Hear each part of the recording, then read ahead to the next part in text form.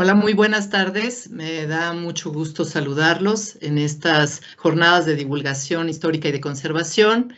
Para nosotros es un honor tener a invitados que pues ya estarán ustedes escuchando, como Guadalupe Lozada, como Dolores Martínez y Ernesto Martínez de Limba. El tema que hoy nos ocupa es justamente sobre lo que se conoce como la columna de la independencia, en donde tenemos también ubicada esta Victoria Alada o Ángel de la Independencia. Y bueno, Guadalupe Lozada, de verdad te agradezco muchísimo que estés con nosotros. Ella es la directora del Patrimonio Histórico Artístico y Cultural de la Secretaría de Cultura de la Ciudad de México. La maestra arquitecta Dolores Martínez es la subdirectora general del Patrimonio Artístico del INBA, del Instituto Nacional de Bellas Artes y literatura. Está también nuestro maestro en museología, Ernesto Martínez Bermúdez, que es el director de lo que se conoce como el CENCROPAM.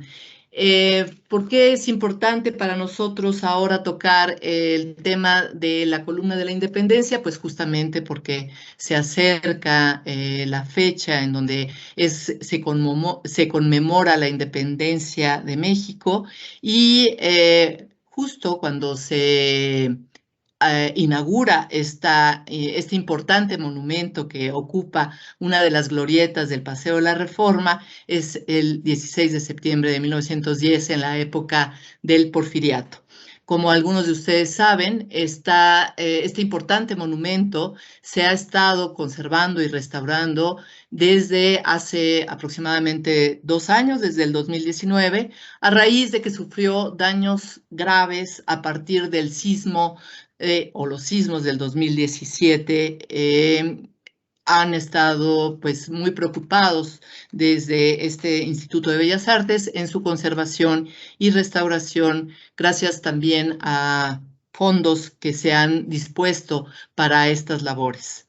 Pues no me quiero extender mucho debido a que es una jornada que por lo menos nos llevará un par de horas y que, bueno, al final del día lo que nos importa es escuchar a nuestros invitados. Ana, si quieres tomar la palabra, por favor, mando un abrazo. Muchísimas gracias, Mari Carmen, Coordinadora Nacional de Conservación de Patrimonio Cultural. Gracias por acompañarnos como siempre, pues haciendo el honor de aperturar estas jornadas de divulgación histórica y de conservación. Y sin más, pues retomando lo que bien nos dice Mari Carmen, para no quitar el tiempo a nuestros invitados de honor del día de hoy, pues me permitiré presentar a la maestra Guadalupe Lozada, quien estudió la licenciatura en Ciencias Sociales en la Normal Superior y la maestría en Historia de México en la UNAM. Desde 1979 ha sido profesora de historia en diversas instituciones, tanto oficiales como privadas. De 1993 a 2012 impartió la materia de Historia de la Educación en México en la Facultad de Filosofía y Letras de la UNAM. Trabajó en el Instituto de Investigaciones Históricas de la UNAM y fue responsable editorial de la colección de textos Biblioteca del Estudiante Universitario. Trabajó como coordinadora editorial en la Dirección General de Publicaciones de la SEP. Fue subdirectora del Archivo Histórico Central en el Archivo General de la Nación. Publicó en 1997 José Vasconcelos, Hombre, Educador y Candidato, editado por la Universidad Nacional Autónoma de México, y en 2002 Espacios de Decisión en la Ciudad de México, editado por la Asamblea Legislativa del Distrito Federal. Ha participado en diferentes libros de autoría colectiva. Fue durante 4 años directora del recinto de homenaje a don Benito Juárez y del recinto parlamentario en el Palacio Nacional. Se desempeñó durante 2 años como directora de servicios culturales de la delegación Cuauhtémoc. De 2006 a 2010 y de 2012 a 2013 fue coordinadora de Patrimonio Histórico, Artístico y Cultural de la Secretaría de la Cultura del Gobierno del Distrito Federal. En octubre de 2010 organizó el Congreso de Ciudades Patrimonio Mundial en Iberoamérica.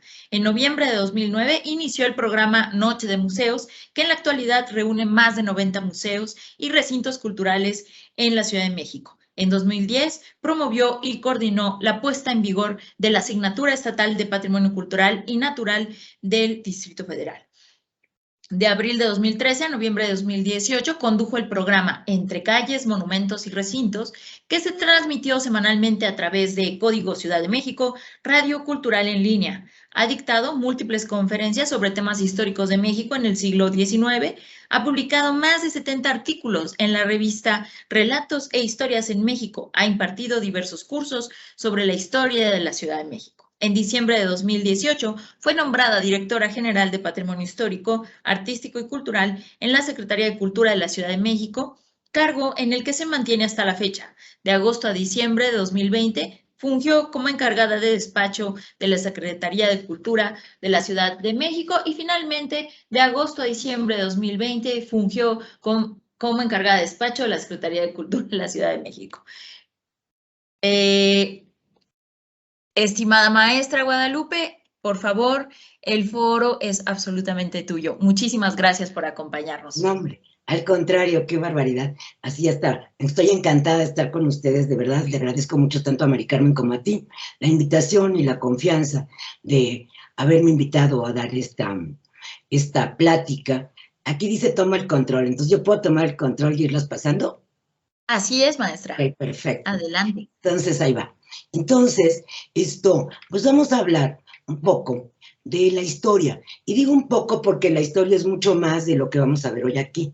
O sea, vamos aquí en la presentación. No sé, yo desconozco si lo están viendo a pantalla completa la presentación. Así es, maestra, la estamos viendo a pantalla completa. Perfecto. Muchas gracias. Esa era mi duda, exacto. Entonces, me parece muy bien porque así yo les puedo ir leyendo otras cosas que no se interponen con lo que estén ustedes viendo. Entonces, vamos a hablar un poco de la historia, porque este monumento que hoy vemos tiene antecedentes bastante más remotos de lo que nos suponemos, o de lo que a veces la gente piensa. En realidad, el primer monumento a la independencia estuvo proyectado para desarrollarse en el Zócalo de la Ciudad de México. Allí podemos ver esta imagen hecha por Pedro Gualdi y corresponde al proyecto que se había presentado, una obra del arquitecto Lorenzo de la Hidalga, para realizar la columna de la Independencia en el Zócalo. Bueno, en la Plaza Mayor, que a partir de entonces se va a llamar Zócalo, porque lo único que se construyó precisamente fue el Zócalo, es decir, la base del monumento. Como pueden ver en esta imagen, en la parte de atrás está el Palacio Nacional, también completamente transformado.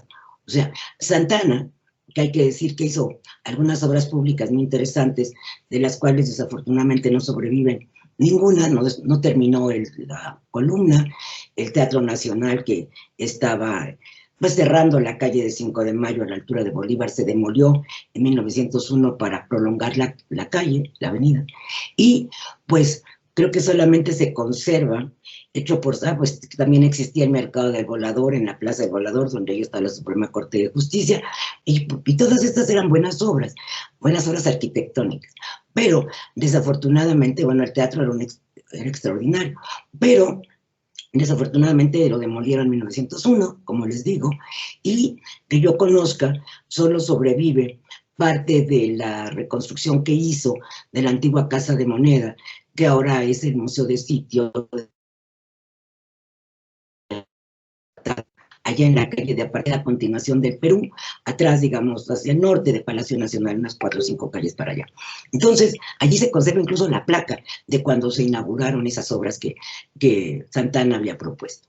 Entonces, este proyecto, como les digo, era muy ambicioso, se dan cuenta, tenía la columna al centro y 2 fuentes laterales, y el palacio también adquiría una nueva y totalmente diferente fisonomía a la que venía heredada de la colonia y que hemos recibido hasta el día de hoy. Aunque ha tenido modificaciones, el palacio ha sido sumamente modificado, pero su imagen, o sea, sus portadas, la estampa, pues, como se decía antes, no ha sido modificada de esta manera diametral como pensaba hacerlo Santana.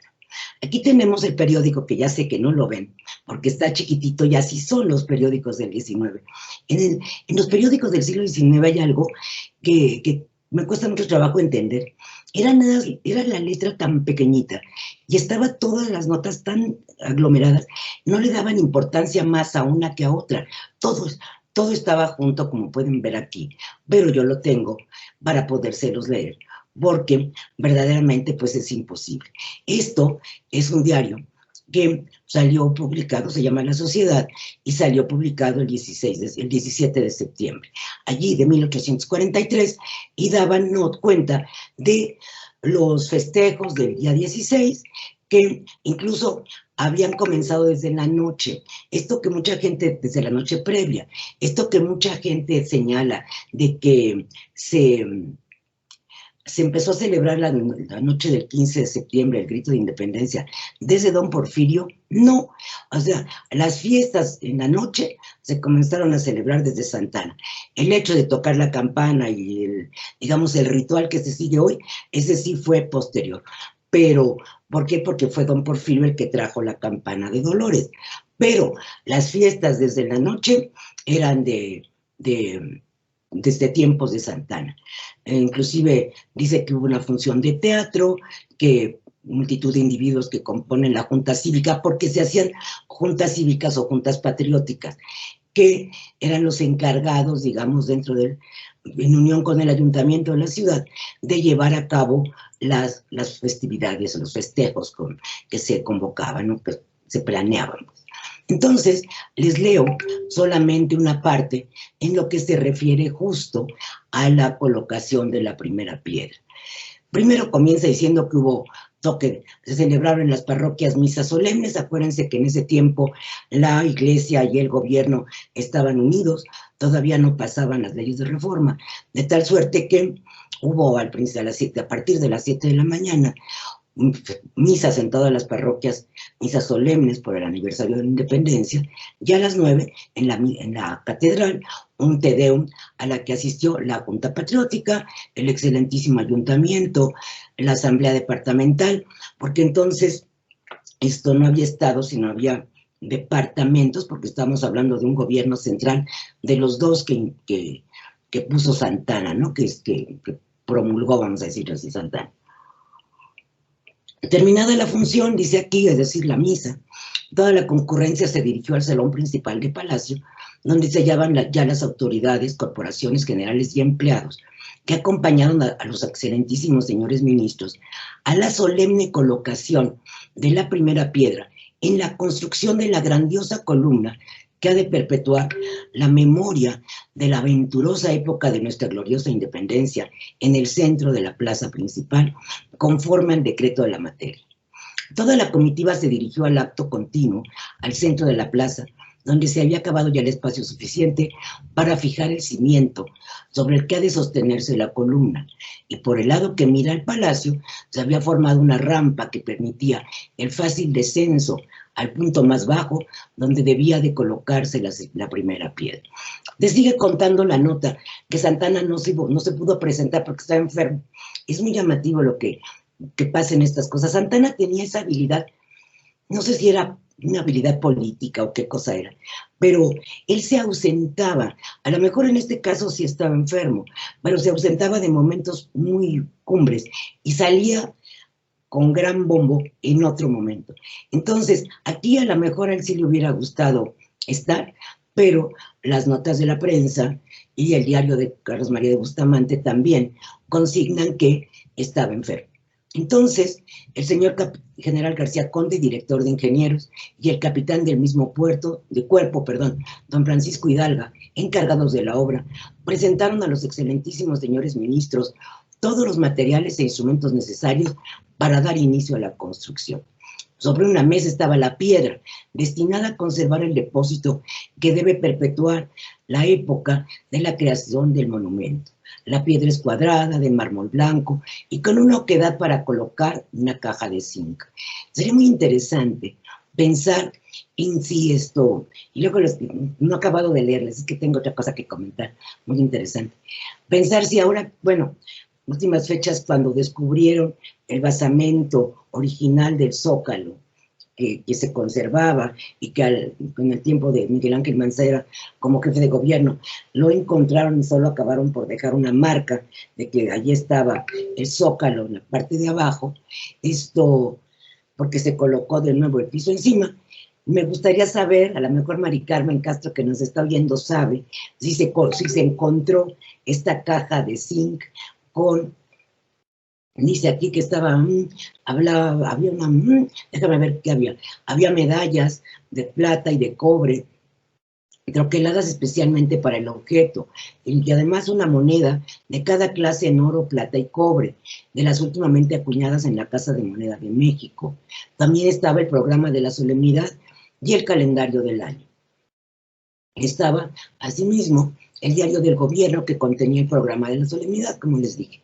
Entonces, esto es interesante porque pues, sería muy, muy bonito ver esa caja, si es que se localizó y si no es que ya en otras transformaciones del Zócalo se haya desaparecido.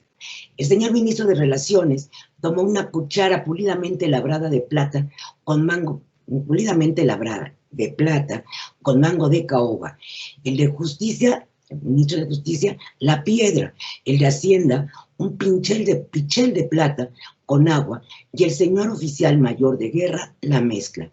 Colocada en el lugar correspondiente, se echó el agua, la mezcla y se aplanó, colocándose otras piedras encima para comenzar la construcción, lo que terminado, el excelentísimo señor ministro de Relaciones y Gobernación, don José María Bocanegra, se dirigió al público.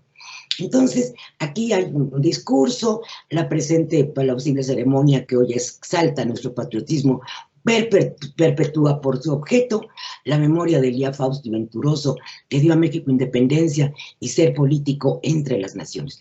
Les digo que es muy interesante este pedacito que nada más estoy leyendo el discurso porque luego vienen las poesías y cuánta cosa, pero lo que me llama mucho la atención es que a últimas fechas, y ya Mari Carmen lo mencionaba al principio, que está por celebrarse los 200 años de la consumación de la independencia, pero en realidad es una fecha que no se ha celebrado tanto como a lo mejor debería de haber sido. La figura de Iturbide fue muy pronto, yo diría que casi despreciada del panteón de los héroes, porque acuérdense que Iturbide tiene que abdicar porque el Congreso lo desconoce, se va del país, es un tiempo en Inglaterra y otro en Italia, regresa, y como el Congreso ya lo había decretado traidor a la patria, fue fusilado en Tamaulipas. Entonces, pues ya, aunque después se le perdonó y sus restos fueron a colocarse en la catedral y tal, finalmente la figura de Iturbide no ha sido tan reconocida como muchos hubieran pensado que debería de haber sido. Aquí mismo estamos viendo que en el monumento fue colocada, la primera piedra de este monumento fue colocada el 16 de septiembre. Entonces, y se habla de nuestra gloriosa independencia, lo dice el venturoso día que dio a México independencia y ser político entre las naciones. Es evidente que eso no sucedió. El 16 de septiembre de 1810 apenas se inició la lucha, que en todo caso, esa fecha en que dio al México independencia y ser político fue hasta 27 de septiembre de 1821, cuando ya entra el ejército trigarante y se firma el acta de independencia. Sin embargo, en la conciencia nacional y desde la época todavía estaba viva la guerra por la independencia, cuando Ignacio López Rayón, si no me equivoco, da el primer recuerdo a Hidalgo en Huichapan, Hidalgo. Ahí está la placa y el balcón donde se dio ese primer grito en recuerdo de Miguel Hidalgo. Pero no fue este monumento no se construye, se queda nada más, insisto, el monumento, el cimiento, la base, el zócalo, y fue hasta 1864 cuando se va a colocar otra primera piedra. ¿Y qué les dice 16 de septiembre del 64? Estábamos en plena intervención francesa. Y Maximiliano, así como Santana no había estado en la de 1843, Maximiliano tampoco estuvo en la de 1864. Aquí había otra razón.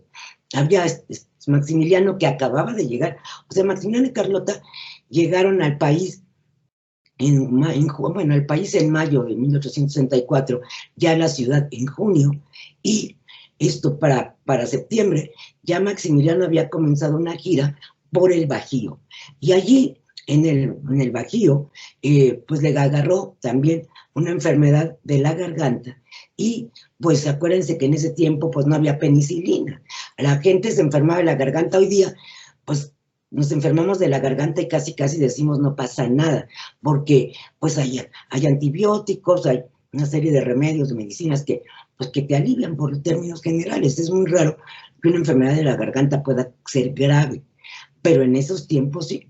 Entonces Maximiliano se había tenido que quedar creo que 15 días en Irapuato debido a la enfermedad, de tal suerte que ya no le daba tiempo de regresar a México porque quería visitar otros lugares y decide nada menos que ir a Dolores Hidalgo a celebrar el grito. Entonces, la primera arenga en la casa del cura Hidalgo, que después muchos presidentes lo han retomado, fue hecha por Maximiliano. Entonces, con Maximiliano estaba en Dolores, allá celebró el grito, y él también a las 11 de la noche del 15, y el 16 ya ofrece una comida y todo eso, pero, repito, no fue Porfirio Díaz el primero que lo hizo en 1910 o antes, no, ya lo venían haciendo otros presidentes, otros dignatarios desde antes. Entonces, ¿qué pasó ese 16 de septiembre de 1864? Insisto, estaba el imperio aquí, Juárez estaba en ese tiempo en rumbo a Monterrey, estaba en Durango. Acabo de platicar también en unos videos que grabo sobre la diferencia de las celebraciones. En ese momento Juárez estaba en Durango, en un lugar que se llama la Hacienda Pedriceña, en a mitad de la nada, y allá celebraron el grito con la tropa y la gente que iba con ellos, en tanto que aquí, pues todo era boato y parafernalia de la monarquía, ¿no? Esta monarquía que a mucha gente le debe ya haber llamado mucho la atención y que nosotros pues no podemos juzgar a esta distancia. Yo creo que muchos de los que me están oyendo dirían, ay, yo no. A la hora de la hora, este tipo de ceremonias en la Ciudad de México, cuando menos, siempre han sido muy vistas, ¿no? Entonces, ese día 16 de septiembre también hubo un Te Deum en la catedral, es decir, una gran celebración, y dice, terminada la ceremonia religiosa, Su Majestad Imperial, se refiere a Carlota, seguida de toda la comitiva oficial, pasó a la tienda levantada en el Zócalo. Cuando dicen tienda, hoy nos estaríamos refiriendo a una carpa. O sea, voy a repetir varias veces la palabra tienda, pero es lo que se conoce también como tienda de campaña. Y hoy diríamos una carpa, una velaria, una cosa así. Serían los nombres que ahora le daríamos. Entonces dice, pasó a la tienda levantada en el Zócalo de la Plaza de Armas. Se refiere al Zócalo, es decir, muy probablemente estaban ya tomando como punto de partida el Zócalo que ya se había construido en tiempos de Santa Anna. Esta tienda consistía en un toldo de lienzo que cubría por lo alto el espacio del Zócalo, sostenido por columnas y círculos de madera, flámulas tricolores, haces de banderas y trofeos de guerra. Componían el adorno de la tienda, circundada de balaustrado, y en cuya parte correspondiente al ángulo que forma la plaza, entre la esquina del Portal de Mercaderes y la primera calle de Plateros.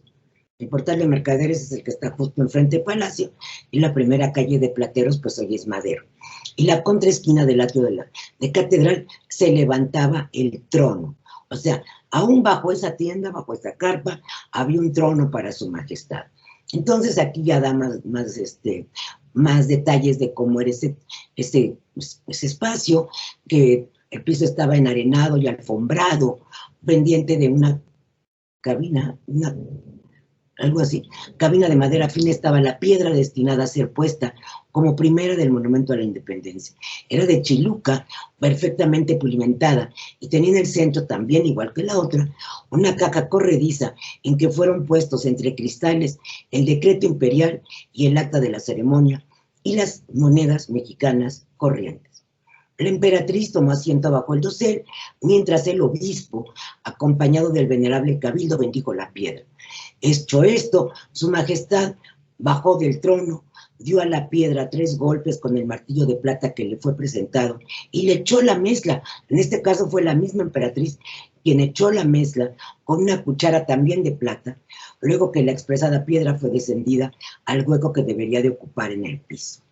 Luego, sigue dando más detalles, pero no me voy a quedar aquí hablando nada más de esto. Déjenme ver si no hay más, no.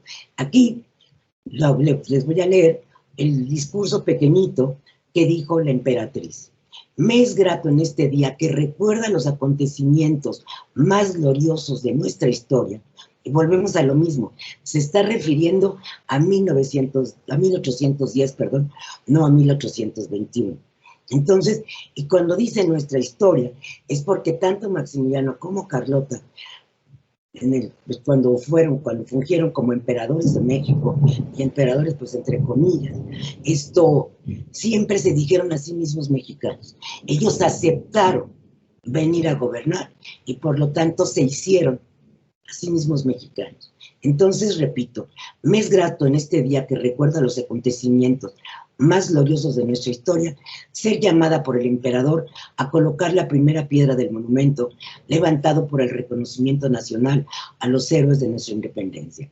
Sintiendo el emperador no poder él mismo cumplir con este acto solemne, me encarga deciros que con la mente y el corazón esté en medio de vosotros. Dirigiéndose a los veteranos de la independencia, dijo su majestad, con el mayor gusto veo alrededor del monumento que acabamos de consagrar a los héroes de nuestra independencia, a los que hace 54 años pelearon por ella. En nombre del emperador os saludo, expresándole sus sentimientos de no poder concurrir a esta fiesta y asegurándoos que con el corazón de un mexicano os mira desde la cuna histórica de nuestra regeneración. Quiero decirles que esto no les gustaba mucho a los conservadores, que habían traído a Carlota Maximiliano. O sea, no les gustaba porque ellos veían a Hidalgo mal, porque había sido, pues, el promotor de una revuelta, de una revolución que había causado muchísimos problemas, sobre todo en el centro del país. Entonces, ellos preferían hablar de Iturbide. Y Maximiliano lo único que les concedió, pues, fue que en ese mismo día nombró a los descendientes de Iturbide como príncipes y mandó a hacer una urna especial para los restos de Iturbide que sobrevive en la capilla, que no me acuerdo cómo se llama la capilla, en San Felipe de Jesús, en la capilla de San Felipe en la catedral. Entonces, mientras Maximiliano estaba allá en Dolores celebrando la independencia, también en la iniciación de la independencia, Carlota colocaba. Hay mucho menos datos de esta columna que de los que hay sobre la columna de Santa Ana. De esto yo supongo, también supongo porque no pude encontrar ningún dato exacto y a mí no me gusta dar por hecho algo que no me consta en documentos, pero es muy probable que haya sido el proyecto de José María Rodríguez Arrangoiti, Ramón Rodríguez Arrangoiti, que era el arquitecto que se le consideraba el arquitecto del emperador. Él hizo muchísimos de los proyectos, la mayoría no se cumplió, pero, por ejemplo, él hizo muchos proyectos para mejorar también Palacio Nacional, arregló, eso sí, lo que se pudo lo hizo Rodríguez Arrangoiti en Palacio. Y en el Castillo de Chapultepec también hizo muchísimos arreglos para estar a la altura, digamos, de lo que Maximiliano esperaba. En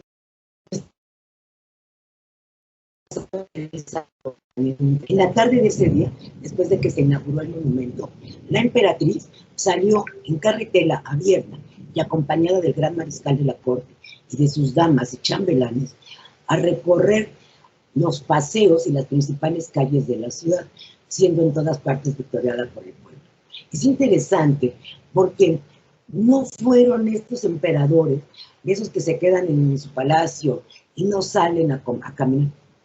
Yo he encontrado muchísimas constancias de que eran muy viajeros, les gustaba mucho salir. Perdón, cayó un trueno brutal, no sé si lo oyeron, pero lo sentí como si me hubiera caído en la cabeza. Discúlpenme. Qué horror. Sin problema, maestra, se escucha hasta acá. Ok, perdón, yo lo sentí así como me hubiera caído aquí. Está durísimo. Bien dijo Mari Carmen que iba a llover hoy. Entonces, bueno, la emperatriz salió a dar la vuelta en la tarde, con sus chambelanes y sus damas de honor y toda la cosa, para que la gente la viera. Tenían esa costumbre, pues, de salir a viajar. Carlota incluso, se los digo entre paréntesis, hizo un viaje hasta Yucatán, que se dice fácil, pero no es tanto. Voy a cerrar una puerta, discúlpenme porque se oye mucho ruido de la lluvia, ¿perdón? Claro que sí, maestra, adelante. Espero que todos vayan preparando sus preguntas, maestra. Ah, sí, ya llegué. Es que nada más Gracias. era la puerta de aquí del estudio porque se oye fuertísimo, porque tengo 2 domos y se oye muy fuerte la lluvia. Entonces, ok, pues entonces, esta columna de la independencia, no encontré ni conozco, ni he leído a nadie que conozca planos originales de cómo iba a ser la columna. Sinceramente, creo que se quedó en proyecto, y tal vez el proyecto se perdió, porque hay otros muchos proyectos en la Mapoteca Orozco Iberra, incluso de Rodríguez Arrangoiti, pero no de de Maximiliano. Esta columna, perdón, no de la columna de la independencia. Esta columna de la independencia es casi un misterio, porque voy a seguir buscando, se los prometo, porque de que a mí se me mete algo, le sigo y le sigo y le sigo, para encontrar siquiera un dibujo de cómo se proyectaba hacer esta escultura, esta columna, sinceramente, o este monumento, porque no hay un dibujo que yo haya encontrado. Pues resulta que el tiempo siguió su curso y no había pues no había nada nuevo bajo el sol y no había quien decidiera hacer algo más por eso. Sin embargo, llegó Porfirio Díaz al poder. Y en el mismo año que llega Porfirio Díaz al poder, llega también con él, como parte de su gabinete, Vicente Riva Palacio. Este autor de teatro, escritor, poeta, y que además se había lanzado a apoyar al gobierno de Juárez durante la intervención francesa, y con el primer gobierno de Porfirio Díaz, va a llegar como ministro de Fomento. Entre paréntesis, a él le correspondió inaugurar o decidir ya el lugar donde se colocó el monumento a Colón en 1877 sobre Paseo de la Reforma. Y el mismo Riva Palacio pensó en convocar a un concurso. A él también se debe el monumento a Cuauhtémoc, a Riva Palacio. Y como tenía muchas intenciones de hacer cosas muy grandes en la ciudad, para que la ciudad fuera reconocida en el mundo y llenándola de monumentos y de grandes edificios.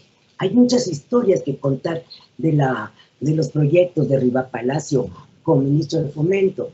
Les estoy mencionando 2, pero también él va a lanzar un concurso en 1877, el mismo año, para un nuevo monumento a la independencia.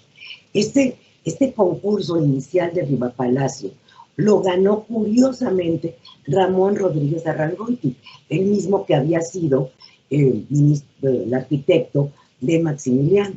Sin embargo, no pasó nada. No se hizo, ni siquiera empezó. ¿Por qué? Porque también hay que reconocer que Riva Palacio estuvo muy poco tiempo. Don Porfirio, creo que vio que iba como creciendo la figura de Riva Palacio, le dio miedo y lo mandó de embajador a España. Y allá se queda y allá se muere. O sea, Riva Palacio no vuelve. Don Porfirio no era tonto, para nada tonto, y vio llegar a ese sitio, a ese lugar del gabinete, a Riva Palacio. Y claro, él no nombró, pero pues es cosa decirles que lo vio crecer tanto que dijo, no, este va a ser una sombra muy complicada, y lo mandó a España, donde por supuesto hizo extraordinaria labor. Entonces, como ya no pasó nada con el proyecto que había ganado Rodríguez Arrangoiti, hubo otro concurso en enero de 1886, ya con don Porfirio bien asentado en el poder, y muy probablemente ya estaba el general Mena como secretario de Obras Públicas y esas cosas, para no estar seguro.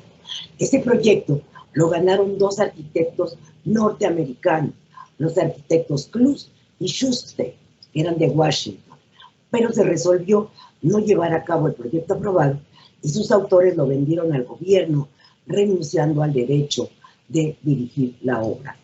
Y fue hasta 1900 que, ahora sí, la Secretaría de Comunicaciones y Obras Públicas, que en ese momento sí ya estaba al frente de ella, el general Francisco Z. Mena, encomendó en 1900 a Antonio Rivas del Mercado un estudio y un proyecto para la columna, mismo que por supuesto es el que conocemos hasta hoy. Entonces, eso fue en 1900, en 1901 va a presentar el proyecto y con cambios y lo que quieras va a salir, va a comenzar a conocerse en el año siguiente. Entonces, aquí vamos ya, por ejemplo, que los periódicos que ya habían empezado a cambiar un poquito su imagen, como es el caso del Imparcial, que fue el periódico más importante en el Porfiriato y más destacado. O sea, ya sé, muchos estarán pensando, claro, porque tenía dinero de don Porfirio, sí. O sea, el gobierno abiertamente y sin ningún pudor pagaba los periódicos y el que más recibía sin duda era el Imparcial. Pero esto no quería decir que fuera un mal periódico. Claro, elogiaba muchísimo las obras de don Porfirio, pero el Imparcial era un periódico, fue el primero que se empezó a imprimir en rotativas móviles. O sea, fue un periódico excepcional, tenía una distribución impresionante y bueno, ya tenía muchos anuncios y tenía muchas cosas.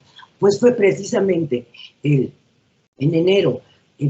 mayo de 1901, cuando ya el Imparcial publica el primer artículo de la columna de la Independencia, cómo se iba a hacer y cómo iba a ser, y que, por supuesto, se daba el crédito a Rivas Mercado. Allí está, en enero de 1902, se me olvidó ponerle la nota al pie, fue el 2 de enero de 1902, cuando se inaugura, cuando se coloca la primera piedra del Monumento a la Independencia. Aquí podemos ver estas tiendas, toldos, del área, diríamos hoy, insisto, que se colocaron ya sobre la base, porque claro que los cimientos ya se habían edificado.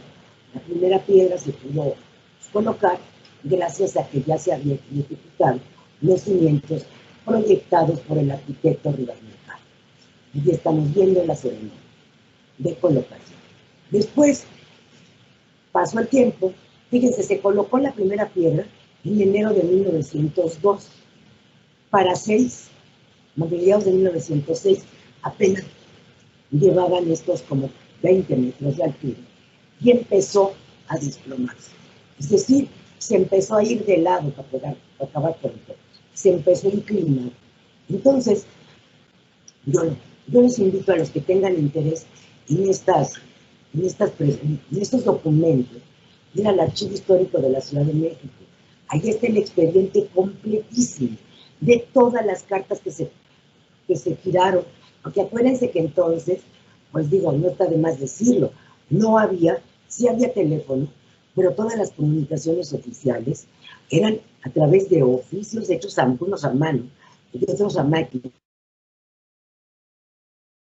No me llama la atención porque hasta mensajes muy pequeñitos se mandaban en documento oficial en papel membretado y en este caso concreto, el arquitecto Rivas Mercado le avisa al secretario de Gobernación, que era Ramón Corral, que esto se estaba desplomando, pero que él ya tenía un proyecto muy bueno, que porque había hecho los cimientos pensando en determinado terreno y que con las lluvias ese terreno se había reblandecido. O sea, para mi gusto, y no soy arquitecta ni ingeniera, me parece que eran sandeces para tratar de justificarse porque se le estaba inclinando la obra. Por supuesto, el general Corral, secretario de Gobernación, pues no era nada tonto y dijo, no, pues si se le está cayendo la columna, pues vamos a nombrar una comisión. Entonces, va a nombrar una comisión de ingenieros, al frente del cual estaba el ingeniero Gonzalo Garita, para comenzar a estudiar qué era lo que había pasado, qué era lo que había sucedido y por qué estaba en esas condiciones la columna, porque se estaba cayendo. La comisión declara que, pues la verdad estaba mal, y que como estaba tan mal, pero fíjense, estamos hablando de 6, la comisión declara que estaba mal en noviembre. Bueno, se metió, estoy leyendo un álbumcito que les podría enseñar después, es un álbumcito que se publicó precisamente para el día de la inauguración del monumento, y aquí viene toda la historia. Este desplome fue, o este asunto de darse cuenta, ¿no? El hecho de que Rivas Mercado tuviera que confesar, se me está cayendo la columna, fue a mediados del 6, y para noviembre, después de ires y venires, se sometió al estudio de la comisión, que ya les digo, compuesta por los ingenieros Guillermo Beltrán y Puga, Manuel Marroquín y Rivera y Gonzalo Garita, que era el que estuvo al frente de esta comisión. La comisión emitió un dictamen en el sentido de que la causa del desplome había sido que el cimiento transmitía mayor peso que la carga de seguridad admitida para el suelo de la Ciudad de México, y mayor aún que la carga calculada al proyectar el monumento. En tal virtud, se acordó hasta el 13 de junio del 7, es que me empiezo yo a poner nerviosa cuando veo esto, porque ya les quedaba mucho, se habían planeado o se habían destinado 8 años para la construcción. La primera piedra se puso en enero del 2, y aquí ya estamos en junio del 7, se procedió a desarmar lo construido, toda la parte construida, ya desbaratar, ya desarmar la cimentación. Entonces, esto fue verdaderamente una obra impresionante, impresionante, que llevó a cabo a lo largo de todo lo que restaba en 2007, que ya eran pocos meses, y el 2007, en 1907 y 1908. Y parte muy importante del 9, les voy a ir pasando las imágenes, parte muy importante del 9, mira, esto aquí me equivoqué, esto debía de haber estado antes, esto es cuando estuvieron desarmando la columna, o sea, esto es antes de estas dos, y aquí ya estamos viendo la nueva glorieta para la cimentación, y ya los pilotes colocados en su sitio. Luego este acuncito que es antes, cuando acababan de desmontar lo que ya estaba levantado. Luego el hincamiento de los pilotes en enero del 9. Acuérdense que se tenía que inaugurar en septiembre del 10 y que el tiempo se achicaba de manera impresionante. Después, la construcción de la plataforma, el emparrillado de hierro, en febrero del 9. Allí pueden ver de verdad la obra majestuosa que tuvieron que hacer estos ingenieros con una cantidad de empleados impresionante para poder hacer todos estos trabajos que implicaron desde, bueno, por supuesto, cavar más hondo, hay una descripción extraordinaria en los documentos que les digo del archivo histórico, de cómo era cada uno de los pilotes y cómo fue que se clavó y de qué parte era de madera, qué parte era de fierro, o sea, y cómo se unieron entre sí para armar este emparrillado. Es una cosa extraordinaria. Y luego ya volvieron a colocar la primera piedra prácticamente, bueno, más de 7 años después de la primera vez que se colocó la primera piedra con don Porfirio y toda la cosa, pues fue en enero del 2. Y esto fue en abril del 9, la segunda piedra ya con los cimientos nuevos y con la nueva plataforma. Hay un acta muy interesante en el archivo, porque se volvió a colocar la piedra, y en esa piedra se colocó una copia del acta de 1902, porque dice el ingeniero Garita que se había encontrado deshecha. Claro, porque como los cimientos que había planeado Rivas Mercado estaban chapoteando en el agua, pues yo creo que también la primera piedra chapoteó. El caso es que Garita dice que prácticamente estaba deshecha y que entonces la transcribieron y la volvieron a colocar. Dice que colocaron la del 2 y la del 9. Entonces, allí ya tenemos, están todas las piedras en el suelo, que son las que ya se habían quitado, y las nuevas que se iban a colocar para levantar la nueva columna. La última piedra de la columna, fíjense qué bonitos esa estructura que le colocaban afuera. Me encanta ver esas grúas, porque Dios mío, uno las ve como de palitos de juguete y fueron lo suficientemente buenas como para construir la columna total la columna de la independencia. Esta última piedra de la columna fue del 13 de septiembre, un año escaso antes, y todavía faltaban todos los adornos de la inauguración. Esta es la imagen de yeso de la Victoria Alada. Ustedes la pueden ver y que pues así prácticamente es igual a la que conocemos hoy. Está en construcción, esta escultura en Italia, fue construida por el artista Alciati, y aquí podemos ver esta extraña fotografía donde se ve el proceso de construcción.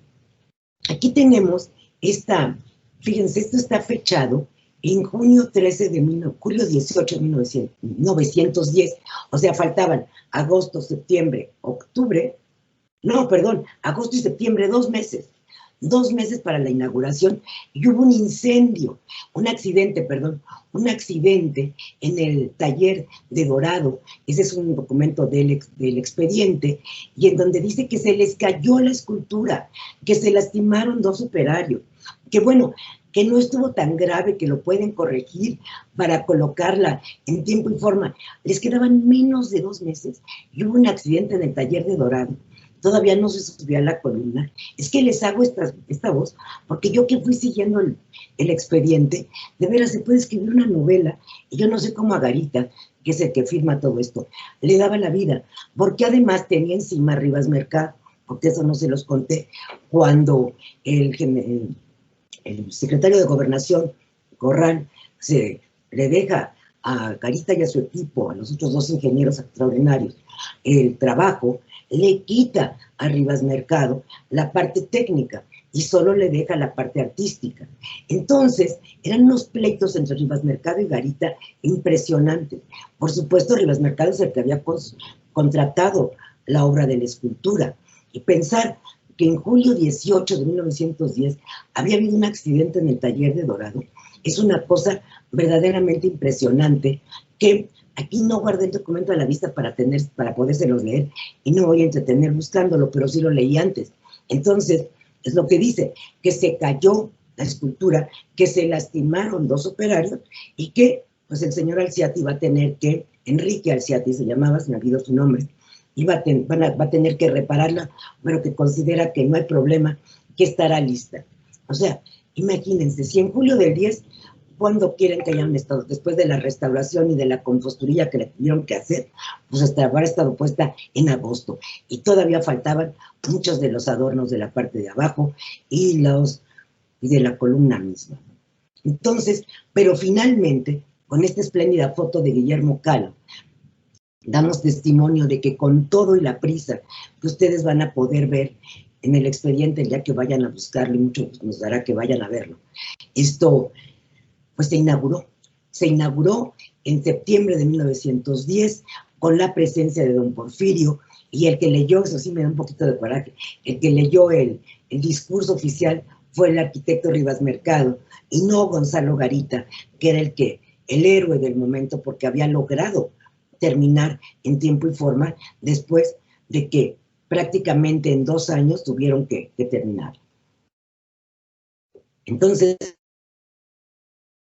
pues bueno, la cimentación se terminó. O sea, leer ese expediente vale muchísimo la pena, y es así como de emoción, así de que, de verdad, como una telenovela. Y también les recomiendo que busquen, porque en el archivo toscano, que es de películas, hay una que corresponde a la inauguración del monumento. Entonces ahí se ve a don Porfirio bajando las escaleras después de haber inaugurado. Pero sin embargo, o sea, la escultura no estuvo tan bien fijada. Y el 28 de julio de 1957, como consecuencia de un temblor fuerte, la escultura del Ángel de la Independencia cayó por los suelos. Entonces, eso es una historia que muchos de nosotros ya hemos oído. Y tenemos en el archivo histórico también todo el expediente de 1857, y además ya lo tenemos escaneado. Entonces, es extraordinario ver todo lo que tuvieron que hacer porque, como bien nos van a explicar ahorita seguramente, no solamente se dañó, bueno, lo mismo que pasó hace 4 años, pues, no solamente en este caso de 1957 se cayó la escultura, sino que también se lastimó mucho la columna.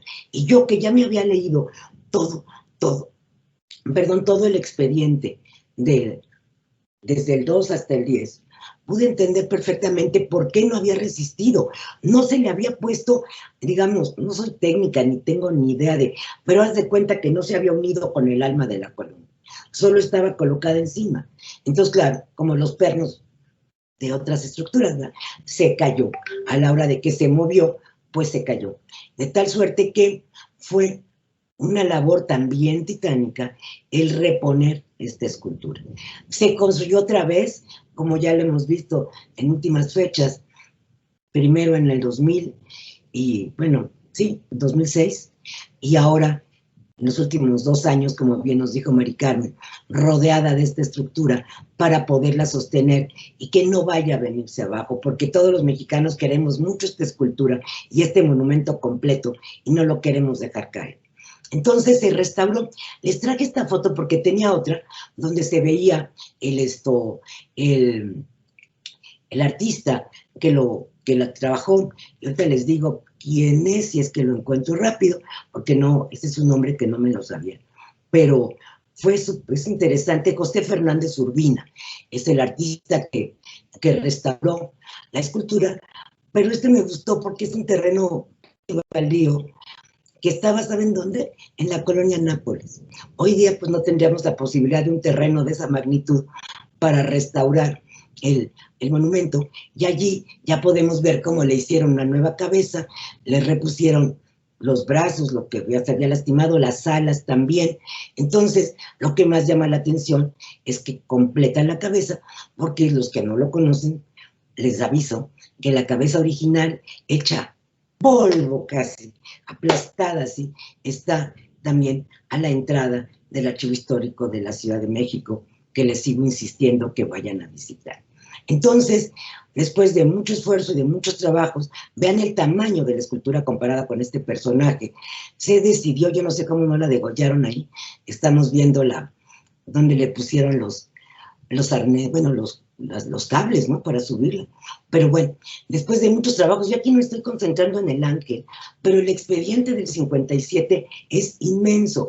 Si alguien lo quiere, les puedo compartir el enlace para la descarga, porque es muy bueno, muy interesante. Está escrito a máquina y lo que existe en el archivo es la copia al carbón, pero es muy interesante ver cómo se dio este proceso además de la restauración, perdón, no acabar la frase, de la restauración, y sobre todo es muy interesante que está toda la memoria de ingeniería. Para los ingenieros también debe de ser muy interesante ver cómo se llevó a cabo la obra y cómo se calculó lo que se tenía que hacer.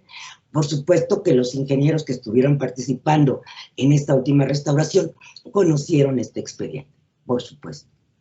Y por último, pues ya para cubrir justo la hora que tenía yo asignada, esto ya lo vemos aquí, restaurado el monumento completo, con el ángel en su esplendor, con la Victoria alada, perdón, en su esplendor, y hago la acotación de que tiene un nuevo tramo de escaleras.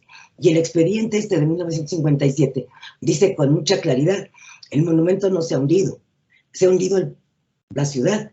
Entonces nos vemos en la necesidad de crearle un segundo piso de escaleras, perdón, un segundo tramo de escaleras. Entonces aquí vemos este segundo tramo, que es con el que se reinaugura en 1958, el 16 de septiembre. Entonces, pues con esto yo termino mi participación. Hay mucho más que contar de lo que pasó después del sismo, del 85, no se daña tanto, pero en el del 17 sí, y de eso ya nos platicará Ernesto y Lolita. Muchísimas gracias por su atención y gracias por haberme invitado. Muchas gracias. Maestra, al contrario, muchísimas gracias a ti. Estoy segura que si estuviéramos en el auditorio Paul Coremans de la Coordinación Nacional de Conservación, pues se oiría una gran ola de aplausos, ya que pues nos has dado un relato sumamente vívido, apasionado, de una serie de aspectos que no se habían tocado antes, pero además creo que tenías en la mano, si bien a todo el público, especialmente a los restauradores y a los arquitectos, pues nos has platicado esta parte material, esta parte técnica, la cual te agradecemos tremendamente. Y si te parece bien, podemos pasar bueno, me gustaría hacerte algunos comentarios Sí, claro. que nos mandan. Y bueno, mi querida coordinadora María del Carmen Castro te dice, voy a averiguar lo de la caja del tiempo, espero tenerte la información. Lo cual me da muchísimo gusto. Sí, muchísimas gracias, maestra. Y bueno, termino el comentario de Mari Carmen. Justo ella nos dice, qué gusto, Lupita, tenerte en estas jornadas el día de hoy. Encantada, muchas gracias. Al contrario. Y bueno, Rodolfo del Castillo López, a quien también mando un especial saludo, él te comenta, es bueno conocer la historia real y no tanto la oficial, porque es cierto, tú al principio nos lo advertiste.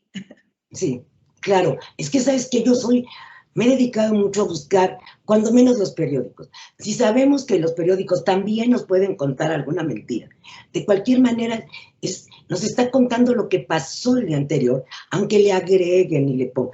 Pero es muy interesante que mucha gente dice algo porque se le ocurrió y los demás autores lo repiten. Y entonces ahí tenemos problemas realmente graves. Yo por eso soy asidua al Archivo Histórico de la Ciudad y al Archivo General de la Nación, porque allí encuentras tanto periódicos como documentos.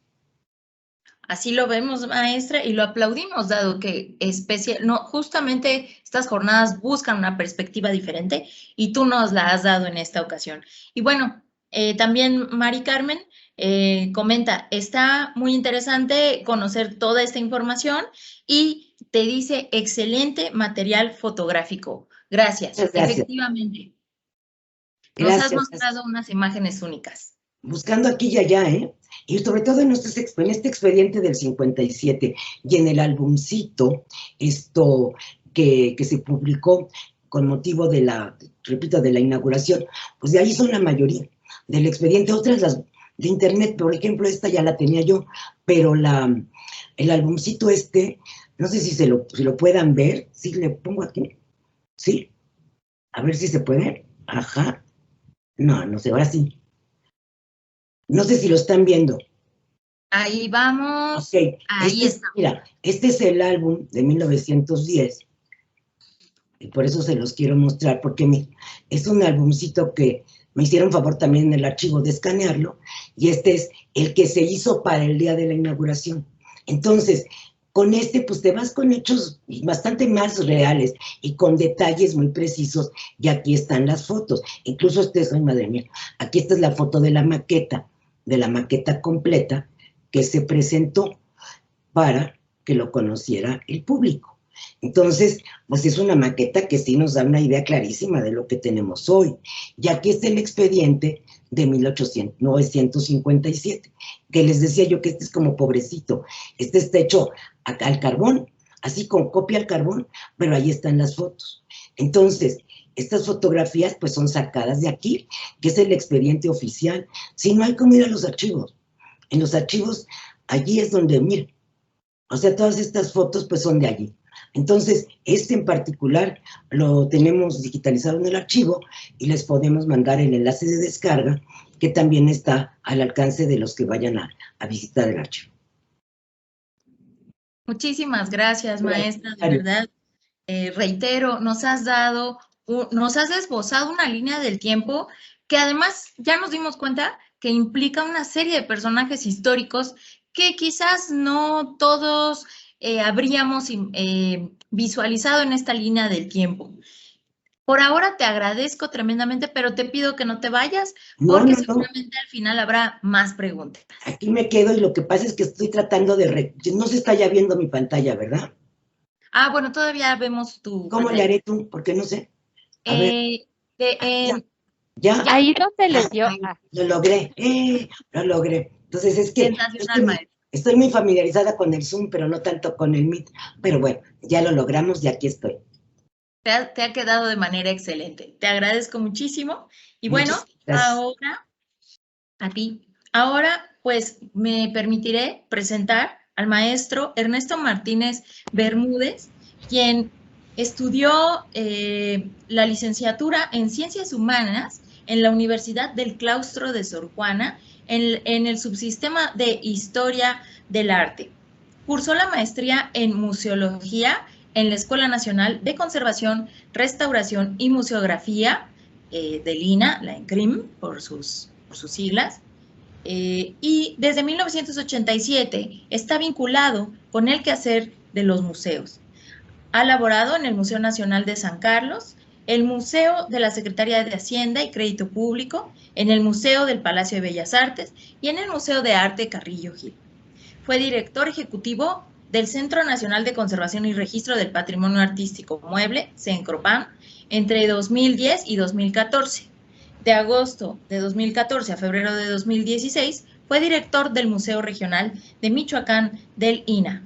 Actualmente es director nuevamente del CENCROPAM del Instituto Nacional de Bellas Artes y Literatura. Maestro, el foro es tuyo, te damos la bienvenida y agradecemos tu participación.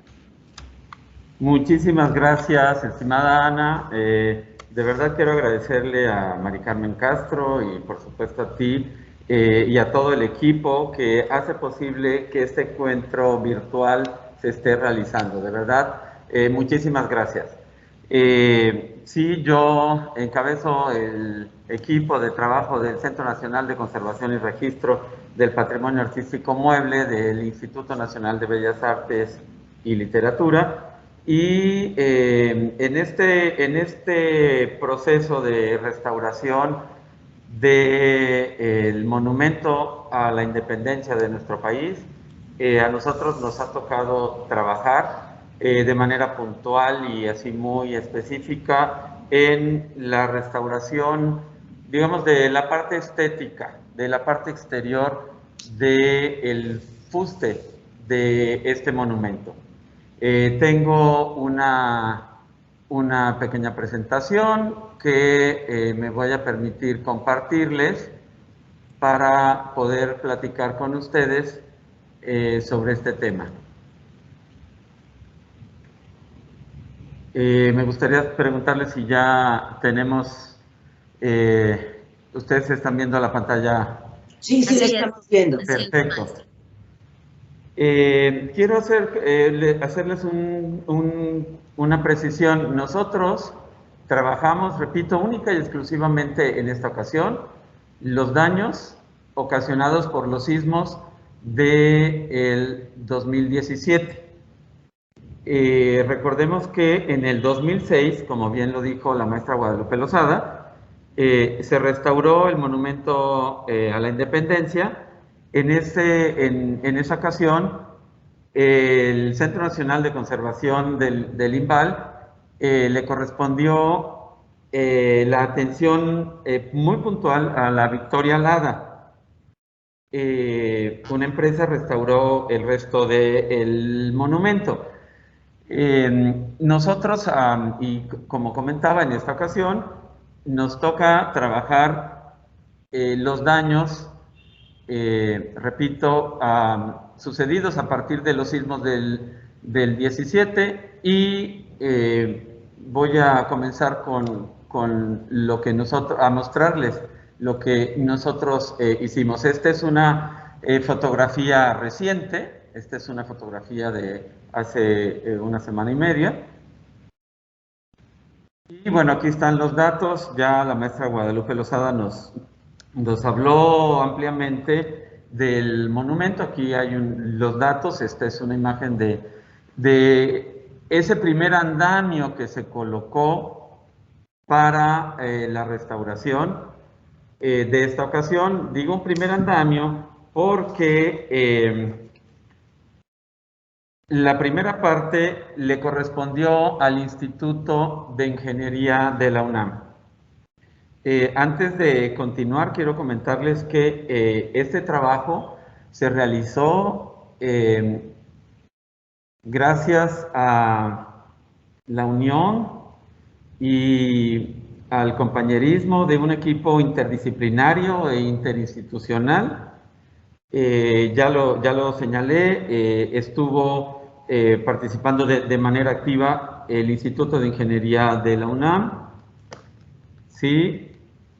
Estamos también con el Gobierno de la Ciudad de México, la Secretaría de Obras, la Secretaría de Cultura, la Secretaría de Desarrollo Urbano y Vivienda, la Alcaldía Cuauhtémoc, y bueno, por parte del Gobierno Federal, la Secretaría de Cultura, a través del Instituto Nacional de Bellas Artes y Literatura, y quienes estuvimos también ahí, la subdirección, con el apoyo de la Subdirección General de Patrimonio Artístico Inmueble y la Dirección de Arquitectura y Conservación del Patrimonio Artístico Inmueble de el INVAL. Como ya señalé, a raíz de los sismos del 17, el monumento sufrió unas afectaciones, tanto internas, que fueron atendidas por el Instituto de Ingeniería de la UNAM, con la presencia también activa del doctor Roberto Meli y del ingeniero Roberto Sánchez. ¿Qué sucedió? Digamos que en la parte externa hubo afectaciones, como se señala en esta lámina, grietas, fisuras, material constitutivo tuvimos pérdida, y algunos rezanes de intervenciones anteriores estaban inestables y en esta ocasión se atendieron. Quiero comentarles que el Instituto de Ingeniería de la UNAM inició desde el 2019 una serie de estudios de diagnóstico que nos sirvieron muchísimo también para poder hacer el proyecto de la restauración que nos correspondía. En el 2020 se inicia una primera etapa y esta es la que trabaja el Instituto de Ingeniería de la UNAM para atender la parte estructural por la afectación del cilindro de acero del interior, colocado en 1958, después de la problemática que presentó el monumento a raíz del sismo de 1957.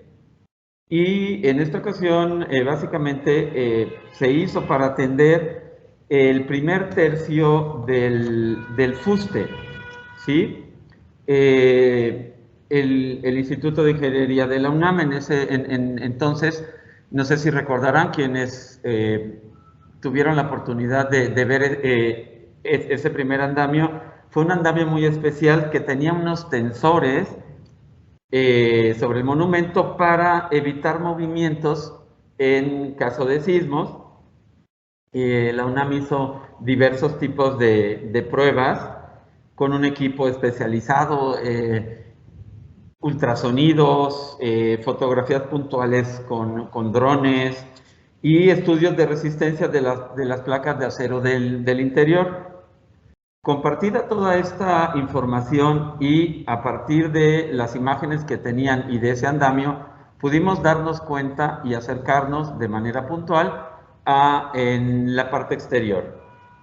Y nos dimos cuenta también, al igual que los compañeros de la UNAM, sobre la afectación en el tercer nivel del fuste.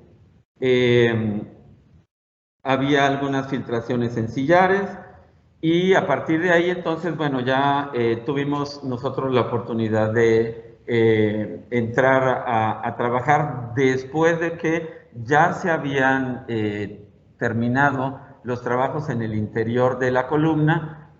Se cambió el andamio y se colocó uno que nos permitió acercarnos de mejor manera a la columna, al fuste.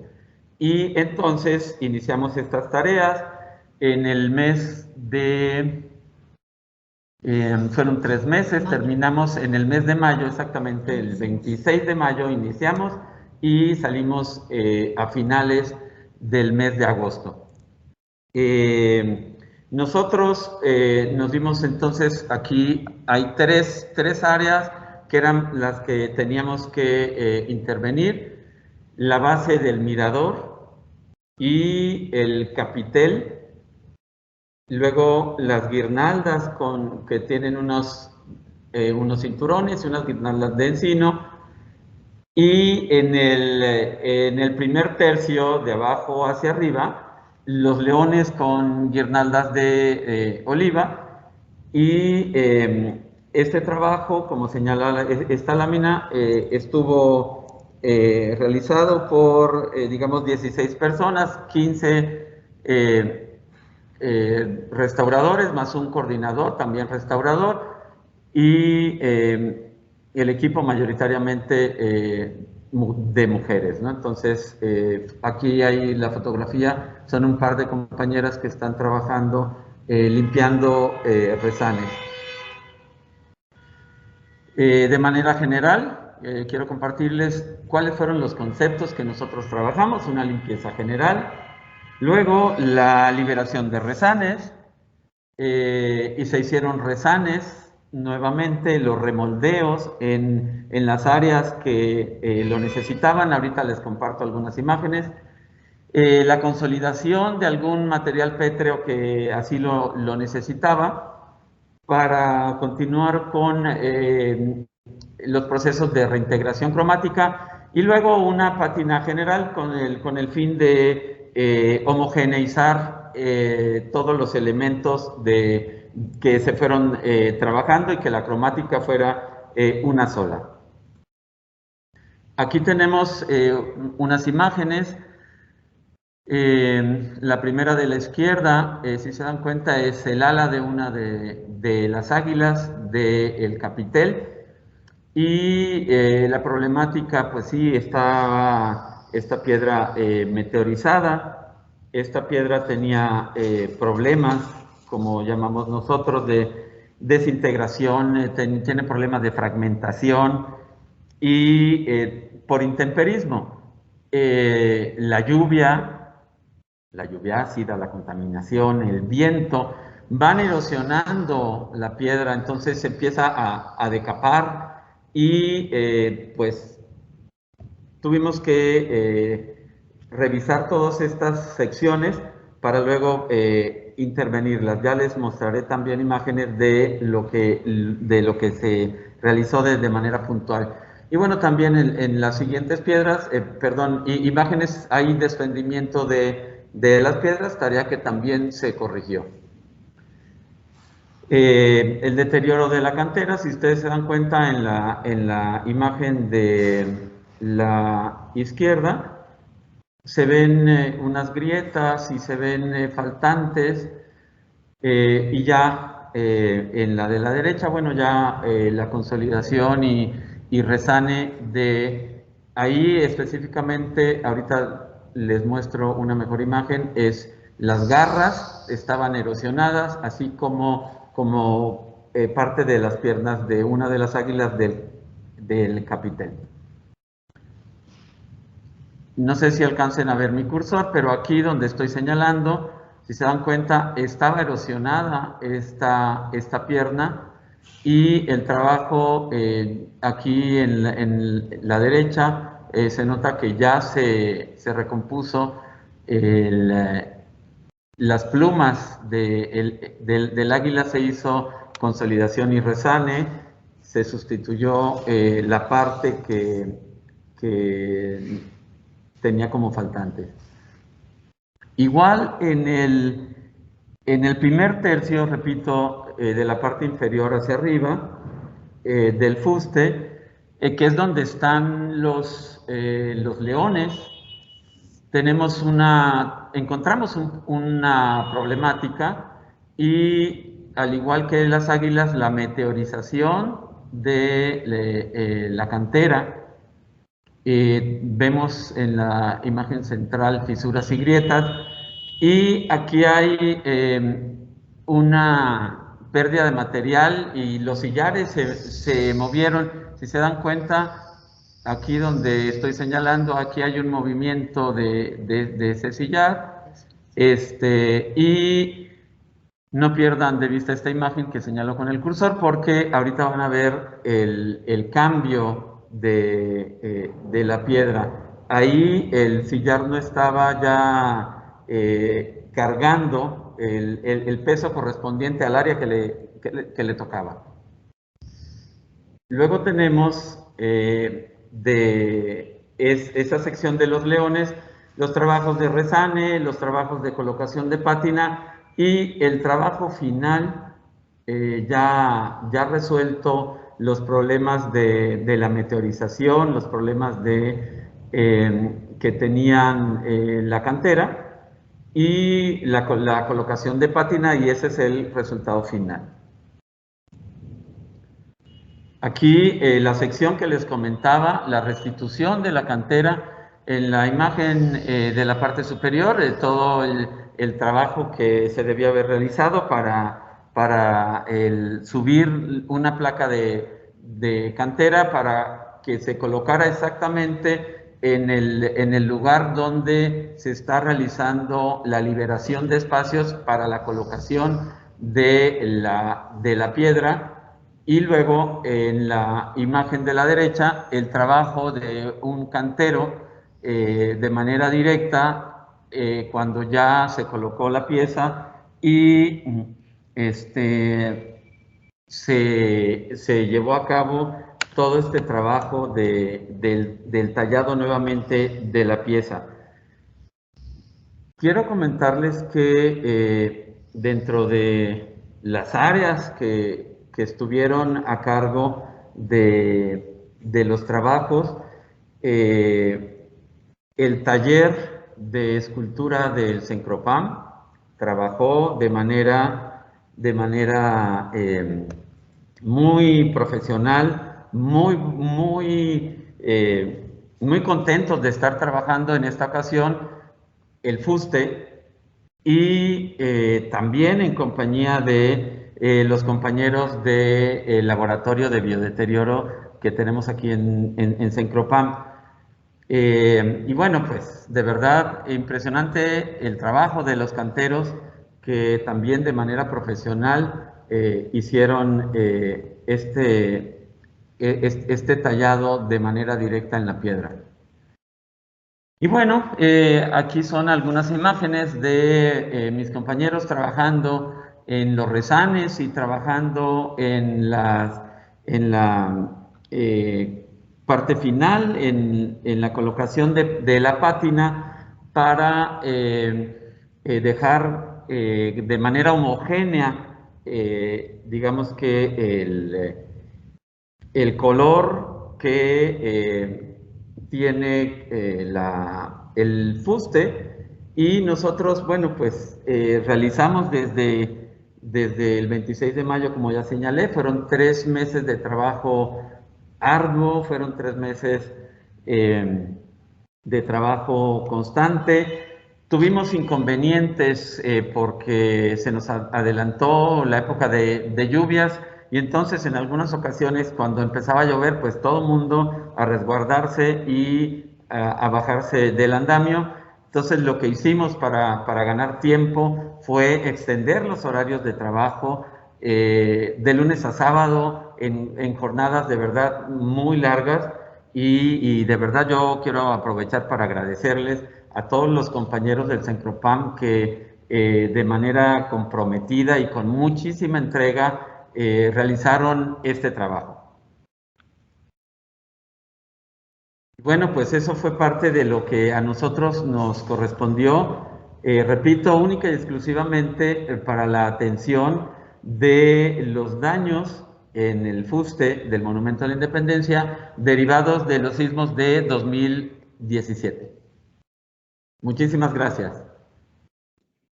Maestro, muchísimas gracias a ti.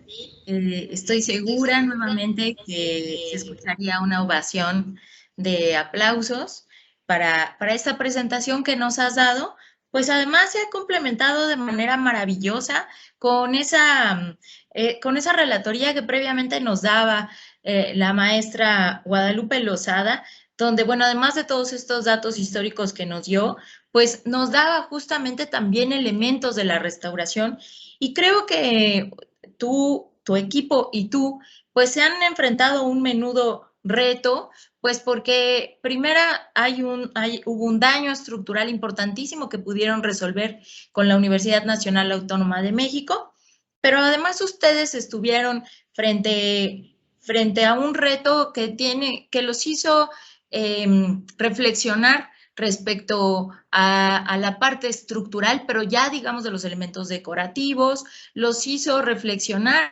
respecto a los niveles de recuperación de formas e incluso del color, como bien nos lo acabas de decir, pues no pareciera sencillo y pareciera que alcanzar el color de la piedra es algo fácil, pero realmente no.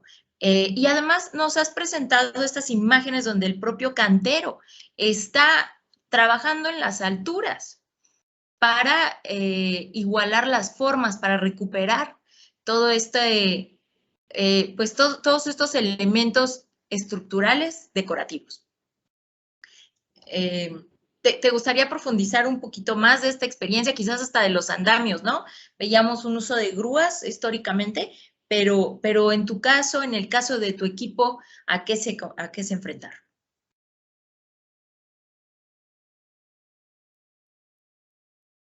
Tu micrófono está... Sí, perdón, estaba desactivado el micrófono, la tecnología nos hizo alguna jugada, pero bueno, aquí estamos. Efectivamente, fue una tarea muy interesante, una tarea muy importante para todos los que trabajamos aquí en el Cencropam, para todos en el Instituto Nacional de Bellas Artes y Literatura, el poder enfrentarnos a una realidad que estamos viviendo y compartiendo con los compañeros de el Instituto de Ingeniería de la UNAM.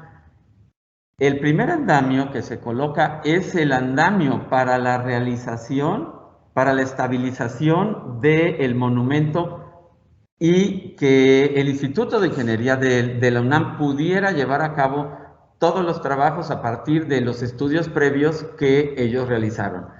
El cambio de las placas de acero, si mal no estoy, fueron 84 placas, pero también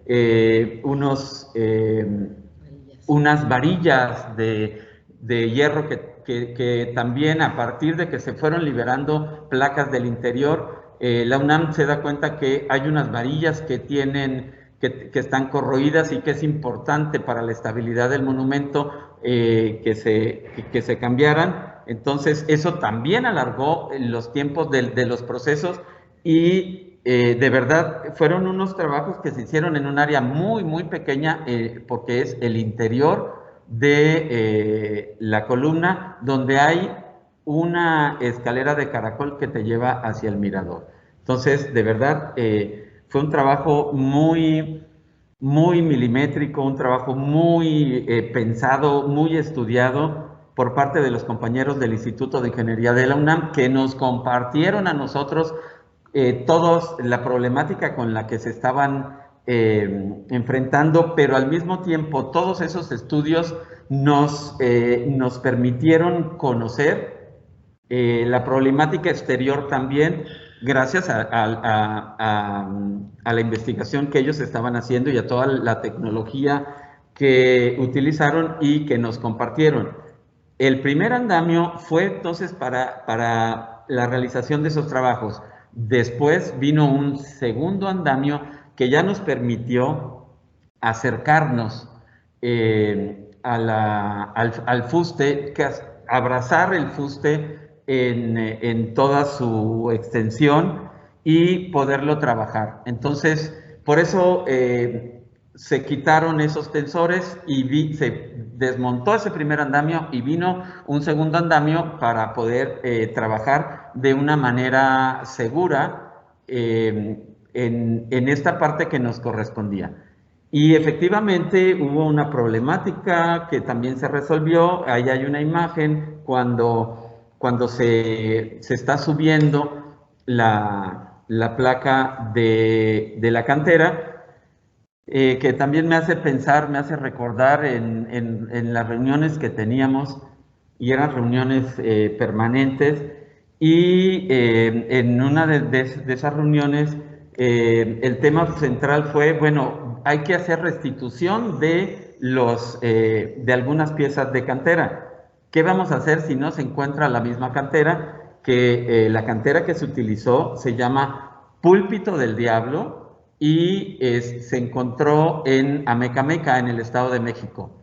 Entonces, decíamos, si no se encuentra, bueno, tenemos que buscar otra cantera que sea compatible, etcétera, pero afortunadamente se encontró esa cantera y seguimos todas las recomendaciones que el Instituto de Ingeniería de la UNAM nos señalaba para poder hacer estos cambios y estas restituciones. Y repito, fue un trabajo muy interesante, interdisciplinario, interinstitucional, y de repente ahí mismo en el andamio teníamos reuniones porque estábamos viendo que estaban haciendo inyecciones de materiales diversos la UNAM, pero nosotros estábamos también pensando en que ya estábamos limpiando, pero nuevamente teníamos que volver a limpiar y teníamos que continuar con los trabajos y se venía el tiempo encima, ya septiembre llegaba, en fin. De verdad nos pusimos de acuerdo, trabajábamos muy coordinados y bueno, ahí está el resultado. Pudimos cumplir con todos los requerimientos y necesidades que nos señalaba el monumento, como se dice, en tiempo y forma, y ahí está nuevamente en su esplendor el monumento a la independencia. Muchas gracias, maestro. Y bueno, a mí sí me gustaría hacer un especial reconocimiento porque tú en la presentación nos decías, bueno, nosotros únicamente nos abocamos a los daños realizados por sismos de 2017, pero también veo a lo largo de tu presentación que efectivamente, y lo acabas de mencionar, se hizo un trabajo integral. Esto merece un reconocimiento porque no se pueden ver de manera aislada los daños en la conservación. Y ustedes se abocaron a realmente devolverle, como lo has dicho en este momento, el esplendor a esta columna de la independencia, a esta Victoria Alada, que bueno, efectivamente nos hablas únicamente del fuste, pero creo que en ese sentido hay un gran esfuerzo institucional, no solo por resarcir específicamente el daño de los sismos, sino pues este abordaje integral, ¿no? Sí, así es. Y bueno, aprovecho para comentar que en esta ocasión no atendimos la Victoria Alada porque, repito, eran, como bien lo señalas, los daños a partir de los sismos. Pero sí llegamos y revisamos la Victoria Alada. Sí, de verdad es una gran emoción el poder estar ahí muy cerca y a los pies del ángel, ¿no? De la Victoria Alada. Y nos dimos cuenta que el trabajo que se había realizado en el 2006 perduraba. Entonces sí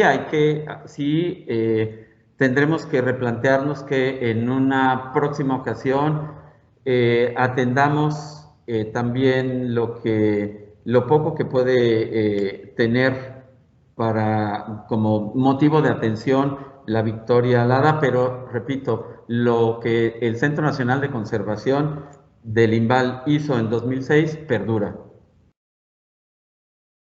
Así es, además hay una contribución importantísima. Justo la maestra Lozada pues nos hablaba de todo este recorrido de la restauración, pero efectivamente ustedes, tú y tu equipo también se han podido dar cuenta de esta efectividad, de esta permanencia de los trabajos de conservación, que justamente lo que buscan es extender, voy a usar nuevamente, la permanencia de un monumento tan importante. Pues Claro, te y quiero... bueno, permíteme comentarles que ahora lo que nos toca es terminar digamos que el informe final y compartirlo con la alcaldía Cuauhtémoc, con el gobierno de la ciudad, obviamente, y la alcaldía Cuauhtémoc, que es quien resguarda ese monumento. Recordemos que dentro de la jurisdicción de la alcaldía Cuauhtémoc está enclavado el monumento a la independencia y es responsabilidad de ellos tenerlo, ellos son los responsables de ese monumento. Entonces, de manera coordinada también trabajaremos en la revisión de esos trabajos que nosotros hicimos para proponer conservación preventiva y no tener que llegar nuevamente a la restauración. Entonces, yo creo que ahorita la tecnología nos está facilitando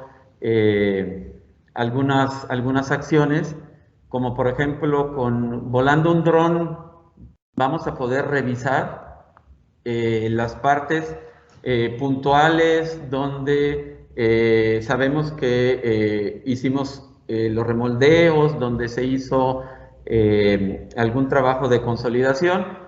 Entonces, creo que la tecnología en nuestros días nos va a ayudar muchísimo para no tener que poner un nuevo andamio, sino hasta que sea necesario nuevamente. Así es, maestro, coincido completamente contigo. Hoy tenemos a la mano una serie de cuestiones pues que facilitan este monitoreo, esta presencia constante de especialistas en restauración, en conservación, restauración, pues que podemos estar al tanto, ¿no? Justamente para prevenir daños graves ante desastres. No podemos evitar los desastres, pero podemos estar preparados ante ellos. Has tocado una parte importantísima, pues que ahora en México pues hemos visto pues bastantes casos, pero bueno, en este caso pues nos abocamos a la Victoria Alada y pues es sumamente relevante esto que se está hablando de, pues hay todavía un trabajo por hacer, pero además habrá una presencia permanente. Y bueno, me gustaría leerte los comentarios que nos han dejado en las redes sociales. Por supuesto, la maestra María del Carmen Castro Barrera te dice, felicidades a todo tu equipo, Ernesto, y sí fue un trabajo arduo. También te mando un mensaje donde dice, además de recuperar los daños del monumento, terminaron en tiempo y forma para las conmemoraciones. Exactamente. Eso es importantísimo de reconocer, maestro. De verdad, muchas gracias. Y bueno, tenemos otro comentario. Lo hace Escartibana, así se llama en las redes, y dice, ¿tienen calculado qué tiempo de duración podrá tener el material que emplearon para los rezanes frente a las condiciones atmosféricas de la ciudad? Gracias, muy interesante presentación. Bueno, nosotros sabemos que el problema es de intemperismo, el problema es la meteorización. Tenemos ahorita gran cantidad de lluvias, el granizo cae y va golpeando la cantera. Eso va debilitando la pieza. El viento, es impresionante cómo el viento empieza a decapar la cantera de tal manera que nosotros tenemos el claro compromiso de estar monitoreando todo este trabajo que hicimos.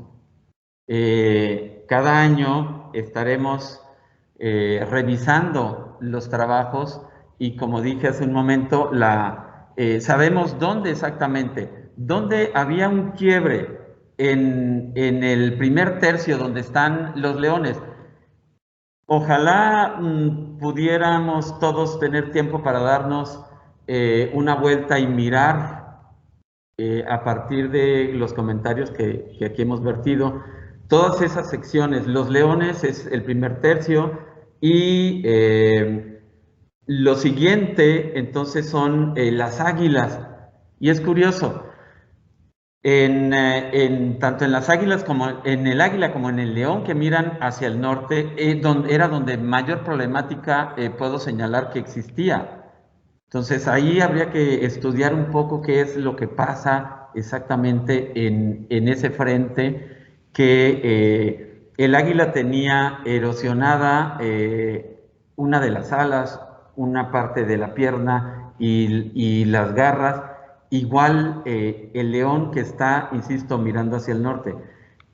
Nosotros, repito, nos daremos a la tarea de estar monitoreando todos estos trabajos, como ya lo señalé, con el fin de señalar acciones de conservación preventiva para no tener que llegar a la restauración. Creo que es una parte muy importante. Se hizo de verdad una revisión puntual del fuste y tanto de nuestra parte como de los compañeros de la UNAM. Sabemos que dónde fueron los cambios, cuáles fueron los sillares que fue necesario hacer restitución y cuáles fragmentos también tuvimos que platicar y decidir hacer la restitución, porque ya no estaban cargando peso, ¿no? Entonces, para evitar daños posteriores, se tomaron estas decisiones colegiadas. Entonces, créanme que tenemos monumento a la independencia para rato. Así es, maestro. Y bueno, además, una serie de decisiones colegiadas, pues que sí han resultado en un total beneficio para la conservación del patrimonio artístico de esta ciudad, por supuesto en el más representativo, ¿no? Pues quizás en este momento me gustaría que invitar a la maestra Lozada a abrir su cámara y su micrófono, quizás para que podamos dar unos comentarios últimos de cierre. También nos siguen llegando algunos comentarios. Adelante. Y entre ellos, muchas gracias, maestra. Entre ellos, mi colega Yolanda Santaella, quien ha trabajado. Muy cariñoso a Yolanda. Hace mucho que no la veo, Yolandita, te quiero mucho. Muchos saludos.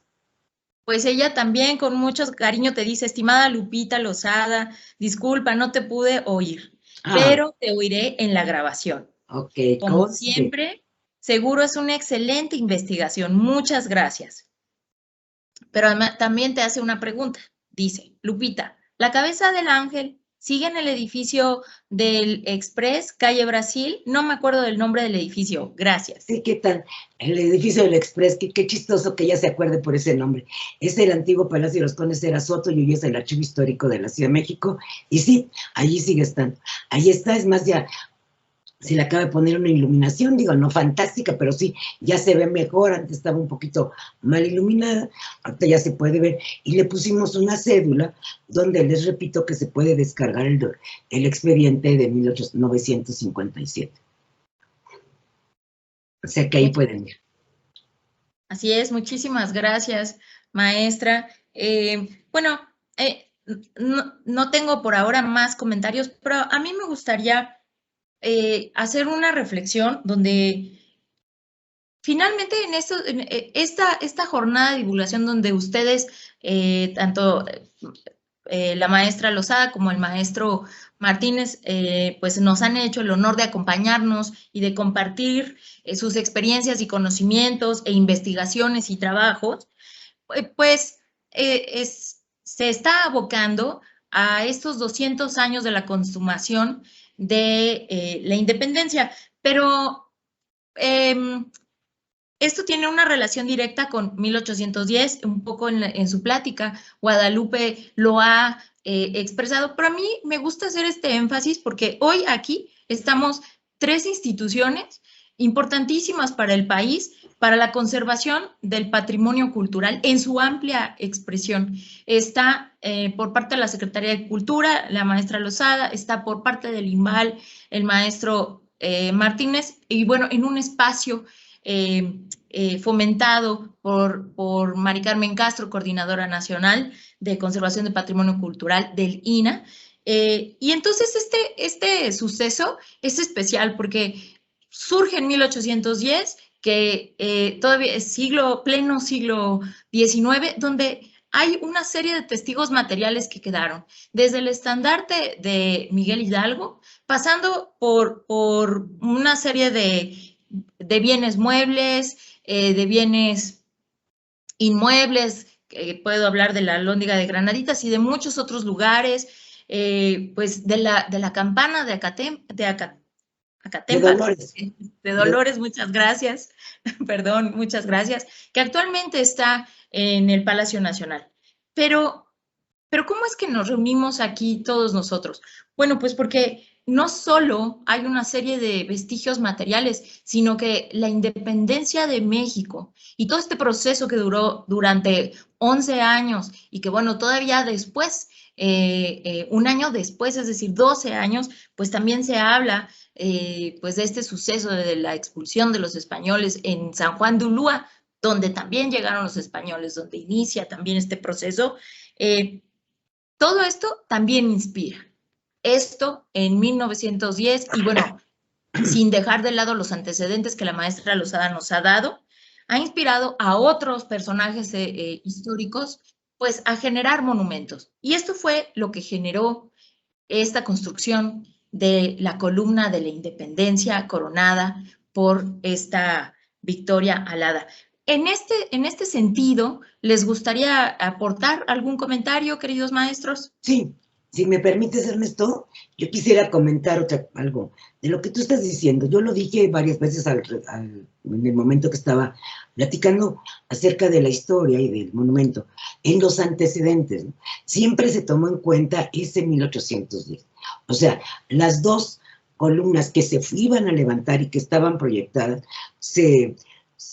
para esas dos columnas se colocó la primera piedra un 16 de septiembre. O sea, siempre los discursos iban en torno a Miguel Hidalgo. Entonces, sí, estoy convencida de que es una figura fundamental, una etapa de la historia que todo México recuerda. Les decía yo que incluso desde 1812 todavía la guerra continuaba y ya se estaba recordando a Hidalgo. Entonces, y ya se estaba recordando el 16 de septiembre, y Morelos lo deja dicho en los Sentimientos de la Nación, que se solemniza el 16 de septiembre. O sea, como que es la fecha más importante del calendario, muchísimo más importante que la de la consumación.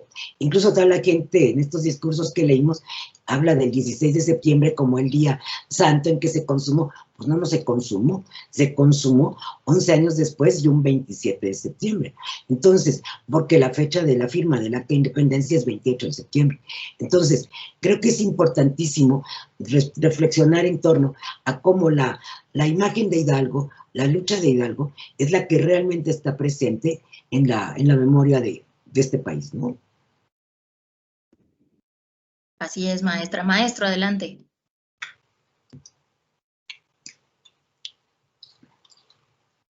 Adelante. Muchas gracias. Aquí un poquito lento el internet. A ver, recordemos algo, que el Monumento a la Independencia tiene declaratoria de monumento artístico a partir del 4 de mayo de 1987, cuando el licenciado Miguel Alemán de la Madrid Hurtado, que era el presidente, publica en el Diario Oficial de la Federación esta declaratoria, y es la declaratoria de monumento artístico, valga la redundancia, del Monumento a la Independencia y todos sus componentes.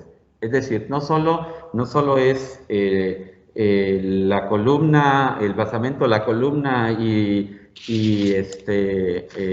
la Victoria Alada, sino también todas las esculturas y todos los componentes. Entonces, a nosotros desde el Instituto Nacional de Bellas Artes y Literatura nos corresponde atender todos los monumentos y las obras del siglo XX hasta nuestros días. Y de verdad es un privilegio que nos corresponda también atender el monumento a la Independencia. Y ahí está la aportación del Instituto Nacional de Bellas Artes y Literatura, la experiencia, el compromiso y el profesionalismo de los compañeros que trabajan aquí en el CENCROPAM. Y en este caso, de mis compañeros del taller de escultura, y apoyados también por mis compañeros del laboratorio de biodeterioro que aquí tenemos. Y yo pienso que es esta unión de conocimientos y lo que permite llevar a cabo un trabajo con un gran resultado y, como lo señalé, para la puesta en valor de este monumento. Entonces, de verdad, nos sentimos muy, muy orgullosos de la responsabilidad que nos toca y de la tarea que se nos encomendó, que en este caso fue la atención al Monumento a la Independencia. Maestro, y no es para menos, pero además han hecho honor pues a esta gran responsabilidad que ha quedado en sus manos. Yo quisiera comentar otra cosa, si me da chance. Adelante, sí, claro. Mira, yo creo que parte de lo que nos presentó Ernesto resulta fundamental a la luz también de los documentos anteriores. O sea, yo les decía, porque no sé nada ni de restauración ni de ingeniería, pero que era muy claro, desde que se terminó con tanta prisa el monumento, estamos hablando de que se colocó ya prácticamente faltando menos de un mes, que así esta carrera contra el tiempo que también decía Ernesto, estábamos trabajando 24 horas, casi contra el tiempo, porque además llovía, lo mismo han de haber pasado hace 110 años, 111 años. Entonces, igual han de haber estado a estas carreras, pero te queda muy claro por qué se tronó, porque no había esta unión que se pretendía con el resto de la columna. Y creo que el estar viendo documentos te permite entender con mucha claridad todo este proceso de restauración de ahora, porque en el 57 también se restauró parte de toda esa ornamentación externa del monumento. Se restaura, ¿por qué? Pues porque la estaban colocando ya en septiembre.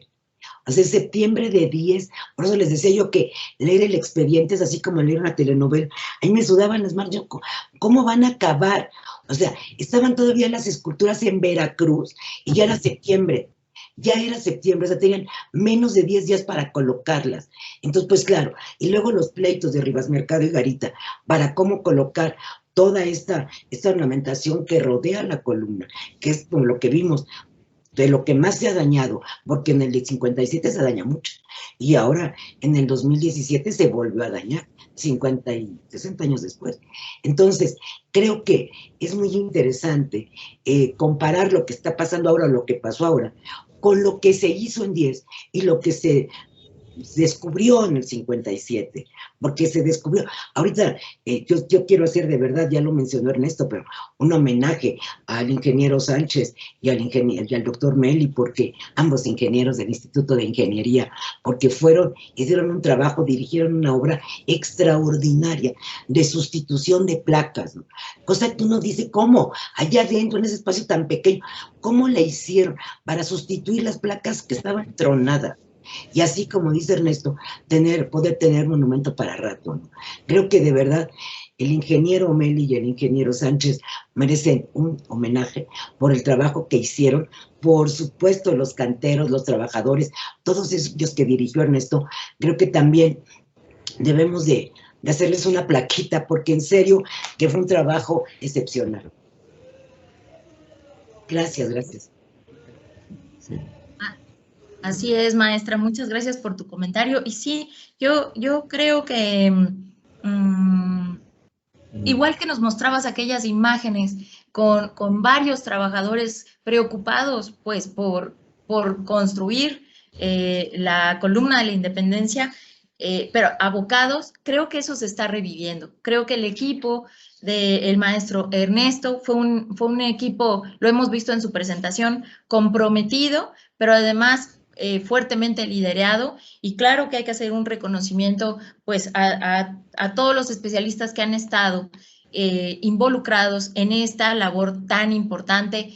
Y bueno, aquí hay una parte también, quizás ya ahora sí para cerrar, cuando hablamos de la conservación y restauración como una disciplina interdisciplinaria, no solo nos referimos a una parte técnica, Gracias a este foro de hoy hemos visto cómo la historia tiene un lugar primordial, nuclear en las restauraciones.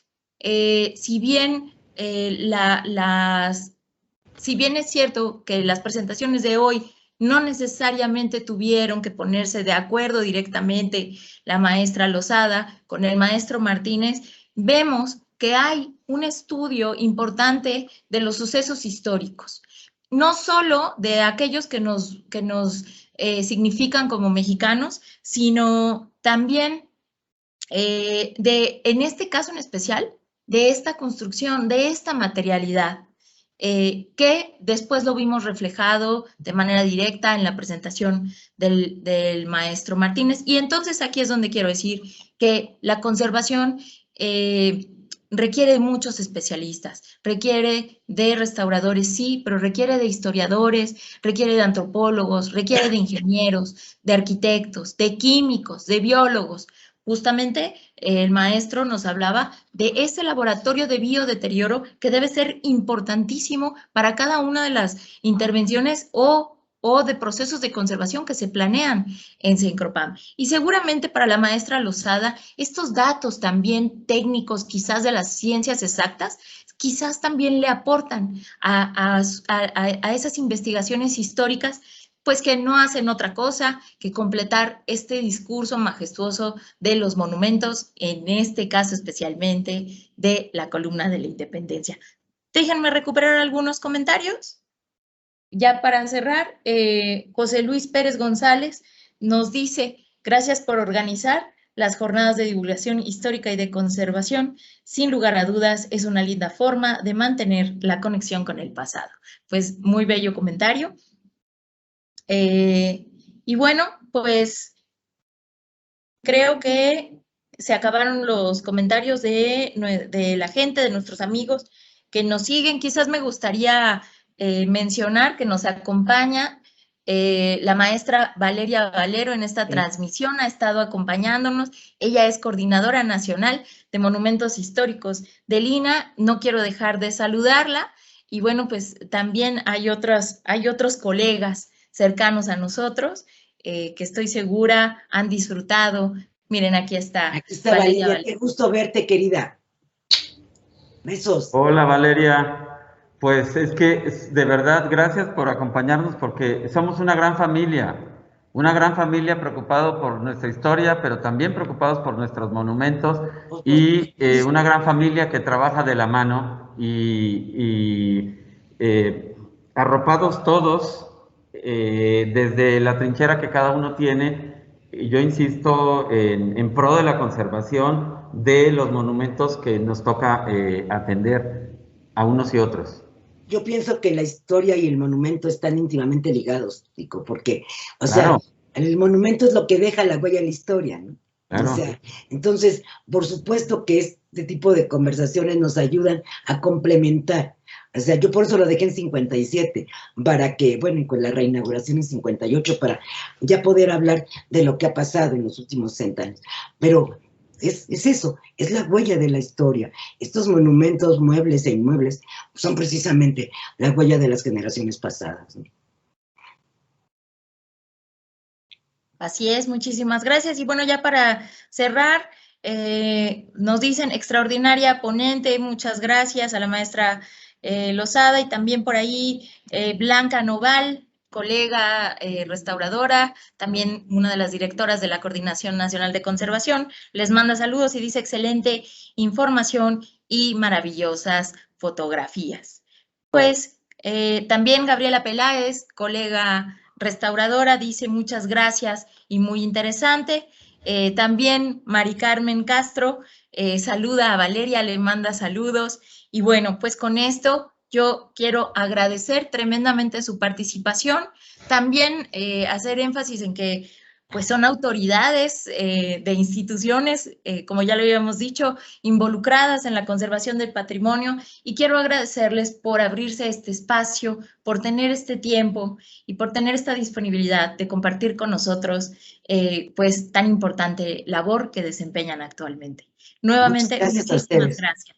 Gracias Muchas gracias a ustedes. usted. Estamos a sus órdenes, ya saben. Muchas gracias, de verdad. Gracias por Muchísimas la gracias. confianza y gracias por la invitación. Encantados, ha sido un honor para nosotros tenerlos. Y bueno, pues también agradecer al público que nos ha seguido y bueno, por supuesto, agradecer a Mari Carmen Castro, a Talía Velasco, a todos nuestros colegas que nos siguen, al equipo que ha estado detrás, a Daniela Acevedo, a Isabel Ritter, a Sofía Hernández, a Graciela, a Ale Aguirre, bueno, a todo este staff que está con nosotros y que hace posible esta transmisión. Y bueno, pues nos vemos en las siguientes jornadas de divulgación. Muchísimas gracias nuevamente. Gracias, buenas tardes. Gracias a Buenas todos. tardes.